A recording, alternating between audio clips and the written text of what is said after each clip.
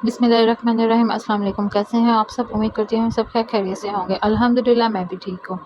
जिसने मेरा channel like नहीं किया, सब्सक्राइब नहीं किया, शेयर नहीं किया, वो जल्दी मेरा चैनल लाइक करे, सब्सक्राइब करे, शेयर करे और बेल आइकन पे क्लिक करे ताकि मेरी हर आने वाली वीडियो आप तक झटपट पहुँच जाए। आज मैं बनाना सिखा रही हूँ शलजम गोश्त। बहुत आसान है, इसको ज़रूर ट्राई कीजिएगा और मुझे बताइएगा भी कैसे बनी। सबसे पहले मैंने शलजम लिया और इसको थोड़ा सा बॉईल कर लिया।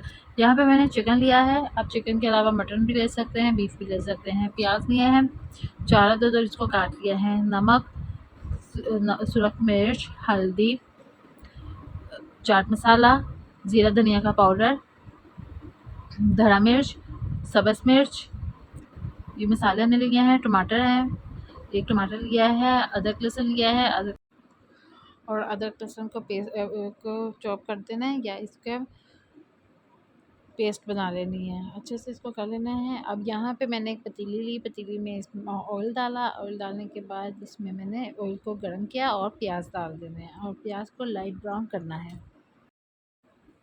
यहाँ पे जो है हमारे जो प्याज हैं वो लाइट ब्राउन हो गए हैं। लाइट ब्राउन हो जाएंगे तो अदरक लहसुन का पेस्ट डाल देना है और इसको 2 मिनट पकाना है। ये जब पक जाएगा तो फिर इसमें हमने जो चिकन है वो डाल देना है और उसको 5 से 7 मिनट पकाएंगे। यहाँ पे जो है हमने चिकन पकाया है 7-8 मिनट और उससे जो कलर चेंज हो जाएगा तो इसमें हमने टमाटर डाल देना है और बाद के साथ ही हमने इसमें जो मसाले हैं वो डाल देने हैं। सारे मसाले डालने के बाद इसकी अच्छे से बुनाई करनी है, अच्छे से पकने के लिए रख देना है। यहाँ पे जब टमाटर जब नरम हो जाएंगे तो इसका हमने छिलका उतार लेना है और इसको मैश कर देना है अच्छे से और इसको अच्छे से इसकी फिर एक दफ़ा से इसकी अच्छे थोड़ा थोड़ा पानी डाल के इसकी बुनाई करते जाना है। यहाँ पे हमने 4-5 चम्मच दही लिया था वो डाल देना है और इसको पकाना है।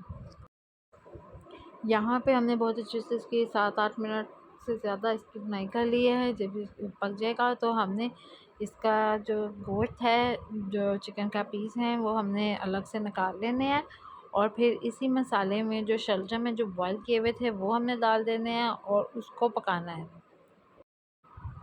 यहाँ पे जो है हमने सारे जो शलजम है वो डाल दिए हैं और इसको बहुत अच्छे से इसकी बुनाई करनी है और ताकि ही जो शलजम है हमारे नरम हो जाए और इसको अच्छे से मैश कर देना है। जो हमने चिकन का पीस जो अलग करके रखे हुए थे वो अब हमने ये जो शलजम है ये जो मैश किए हैं वो हमने इसमें डाल देने हैं और इसको फिर से एक दफ़ा इसकी बुनाई कर लेनी है शलजम के साथ ही। और ये देखिए माशाल्लाह माशाल्लाह हमारी डिश तैयार हो गई है अल्हम्दुलिल्लाह। बहुत मज़े की है। इसको आप चावल के साथ भी खा सकते हैं और रोटी के साथ भी खाएं, बहुत मज़ा आएगा आपको खाने में। अब यहाँ पे मैंने इसके ऊपर हरा धनिया और सब्ज़ मिर्च जो है वो डाल देनी है गार्निश के लिए। हमारी डिश तैयार है। उम्मीद है आप सबको बहुत पसंद आएगी। मुझे कमेंट्स में बताइएगा भी कि कैसी बनी है।